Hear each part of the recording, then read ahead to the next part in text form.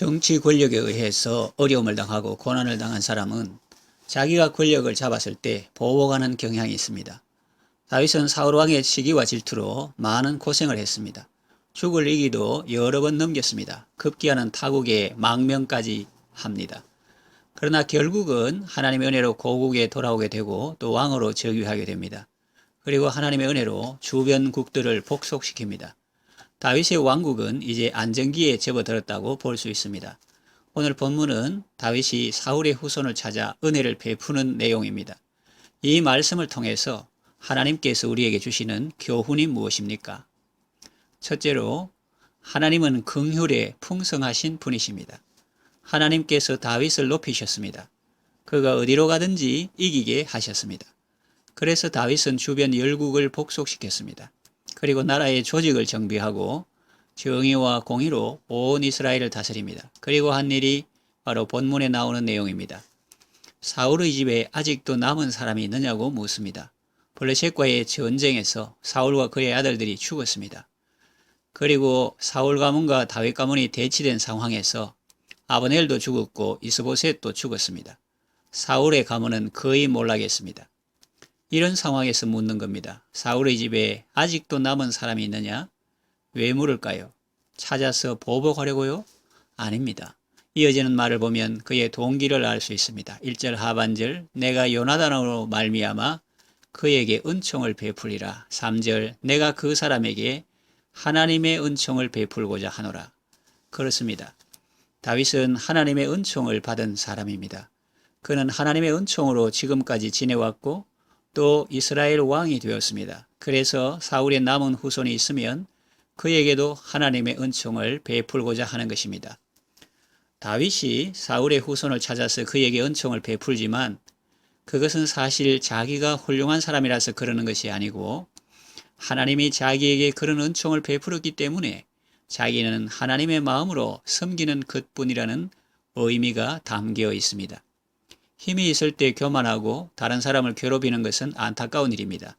그러나 힘이 있을 때 받은 은혜를 생각하고 그 은혜에 보답하는 것은 아름다운 일이요 훌륭한 일입니다. 우리는 은혜를 생각하고 보답하려는 다윗을 보면서 하나님을 생각합니다. 물론 하나님은 누구에게 은혜를 받은 분이 아니요 우리에게 은혜를 주시는 분입니다. 다윗은 요나단을 통해서 받은 하나님의 은혜 때문에 그 후손에게 은혜를 베풀고자 합니다. 그러나 하나님은 우리에게 받은 은혜가 없지만 우리에게 은혜를 베푸십니다. 아직도 남은 자가 있느냐 물으십니다. 꼭 요나단의 아들이 아니더라도 다윗은 은혜를 베풀 자세입니다. 살아있는 후손이 요나단의 아들이라는 것을 알고 한 말이 아닐 것입니다. 사울의 집에 남은 자는 다윗의 입장에서 보기 좋은 대상이 아닙니다. 삼족을 멸해도 시원치 않다고 할 수도 있습니다. 그러나 다윗은 그렇지 않습니다. 이것은 넓은 마음입니다. 우리에게 향하신 하나님의 마음입니다. 아직도 남은 자가 있느냐? 내가 그마저 멸하리라 하지 않으시고 환란에 모진 비바람 속에서 아직도 남은 자가 있느냐? 내가 그에게 은총을 베풀리라 하십니다. 성경에 너희를 향한 나의 생각을 내가 아나니 재앙이 아니요 평안이며 장래에 소망을 주는 것이라는 말씀이 있습니다. 이것이 우리에게 향한 하나님 아버지의 본심입니다. 하나님은 긍휼에 풍성하신 분이십니다. 원수같이 대적하였지만 사랑하여 주십니다. 탕자처럼 방황할 때도 애타게 기다리십니다. 그 사랑이 우리의 어은 마음을 녹이십니다. 둘째로 하나님은 예수 그리스도 안에서 우리에게 은혜를 베푸십니다. 1절 중반에 보면 내가 요나단으로 말미암아 그 사람에게 은총을 베풀리라. 다윗은 절친 요나단으로 인해서 머비보셋에게 은총을 베풉니다. 머비보셋은 어떤 사람입니까? 지체장애인입니다. 두 발을 다 저는 사람입니다.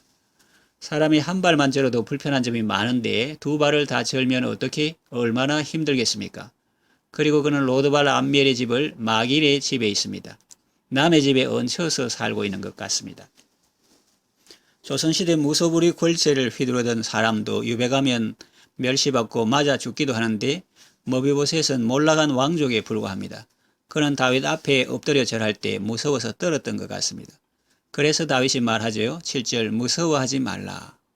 죄인인 우리는 하나님 앞에 설 자격이 없는 사람입니다. 그런데 하나님은 누추한 곳에 살고 있는 우리를 찾아주셨습니다. 우리의 외모가 온전하지 못해도 우리를 외면하지 않고 받아주십니다. 환영해 주십니다. 자비한 음성으로 이름을 불러주십니다. 머비보셋이여 한 것처럼 우리의 이름을 불러주십니다. 찾아주시고 불러주시는 것만 해도 감사한데 두려워하지 말라며 위로하십니다. 그리고 약속의 말씀을 선포합니다. 7절 내가 반드시 내 아버지 요나단으로 말미암아 내게 은총을 베풀리라. 내가 네 할아버지 사울의 모든 밭을 다 내게 도로 주겠고 또 너는 항상 내 앞에서 내 상에서 떡을 먹을지니라 그럽니다. 엄청난 약속이죠. 사울의 재산이 얼마나 많았을까요?